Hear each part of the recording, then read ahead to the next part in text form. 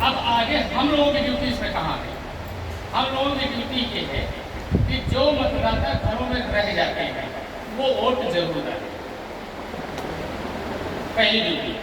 दूसरी ड्यूटी हमारी क्या है कि हम तो हमेशा कहते रहते हैं कि देखिए आपको अनाज फ्री मिल रहा है, ये भारत सरकार दे रही है, मोदी जी दे रहे हैं, योगी जी दे रहे हैं। आपको 2 लाख रुपए इनकम होती थी, अब आप 7 लाख की इनकम तक फ्री हैं, वैसे बचा सकते हैं 7 लाख साल में। ये योगी जी की देन है, मोदी जी की देन है। हम लोग 2014 तक 10 रुपए 240 रुपए जीबी में इंटरनेट खरीदते थे, इंटरनेट का प्रयोग करते थे। आज हम 10 रुपए जीबी में इंटरनेट का उपयोग कर रहे हैं। ये किसकी देन है? भारत सरकार की देन है। पहले बहुत बीमारियां थी, आज बीमारियां कम हैं। इसलिए कम है कि हमने स्वच्छता पे पूरा ध्यान दिया है, हमारी सरकार ने स्वच्छता को फोकस किया है। स्वच्छता होने के कारण आज गंदगी कम है, इसलिए बीमारियां कम है। अस्पताल वाले, मेडिकल स्कूल वाले रोते दिख रहे हैं, भैया कोई आ नहीं रहा। ये भी स्वच्छता का कमाल है। तीसरा, हम गाँव में जाते थे, शहरों में जाते थे, बड़ी बस्तियों में जाते थे, कच्चे मकान, टूटे मकान, छप्पर, टीन बहुतायत मिलता था। आज 15,000 करोड़ से भी ज्यादा मकान बन चुके हैं देश में, तो अब पक्के मकान गाँवों में भी दिखते हैं, गाँव भी अब शहर लग गए। उस समय 14 तक हमारे गांव में बिजली नहीं जाती। आज कोई मजरा टोला नहीं है भारत का जहां बिजली न हो। सारे गांव रोशन है, भारत सरकार की देन है, ये हम लोग बताते हैं सब। इसके बाद टॉयलेट बन गए। औरतें अरहर के खेत में, ऊख के खेत में जाती थी, वहां उनकी अस्पताल लुटती थी। आज कोई घटना अखबार नहीं छपती, आए दिन छपती थी। किसकी देन है? भारत सरकार की। तो ये सारी चीजें तो हम उनको बता रहे हैं और कर भी रहे हैं। सड़कें बना रहे हैं, पुल बना रहे हैं, ट्रेन चला रहे हैं, कई हवाई अड्डे बना रहे हैं देश में।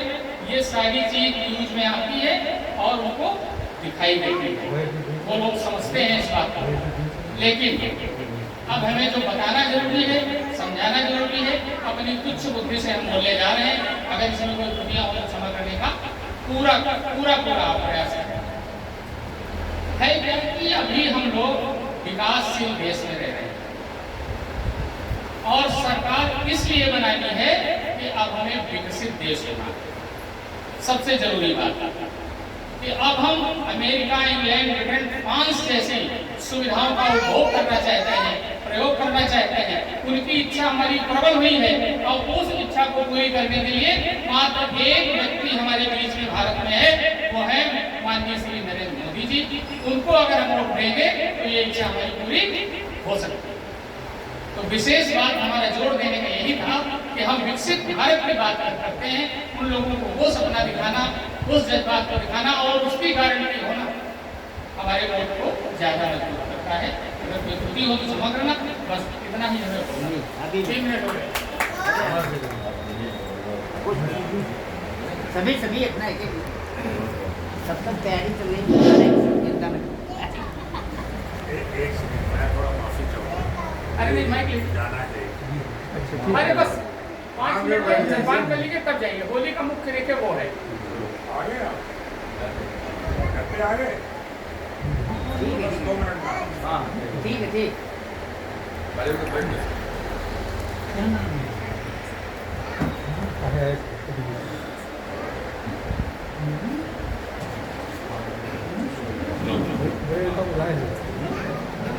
साथियों, सभी को एक बार होली की बहुत बहुत हार्दिक शुभकामनाएं।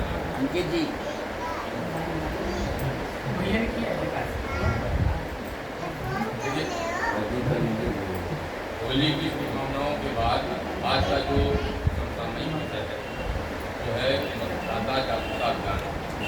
आगामी लोकसभा चुनाव के परिप्रेक्ष्य में जो संघ द्वारा जो एक अभियान चलाया जा रहा है, मतदाता जागरूकता अभियान, उसका उद्देश्य है कि 100% मतदान और 100% मतदान यहाँ का जो ट्रेंड रहा है वो करीब 50% रहा है, 50 से 55% रहा है पिछला जो ट्रेंड रहा है। तो हमको उसको बढ़ाना है। उसको बढ़ाने के लिए हमको बहुत सारा प्रयत्न करना पड़ेगा, बहुत सारी बैठकें करनी पड़ेगी, लोगों से घर घर जाकर संपर्क करना पड़ेगा। ये सारा काम हम लोग करना, इसके लिए बहुत सारे वक्तागणों की बहुत सारी टोलियाँ बनाई गई है। उन टोलियों के माध्यम से हम लोग छोटी छोटी कमेटियाँ साप्ताहिक कमेटी करके हमको काम करवाना है और उनको जागरूक करना है कि आपको मतदान अवश्य करना है।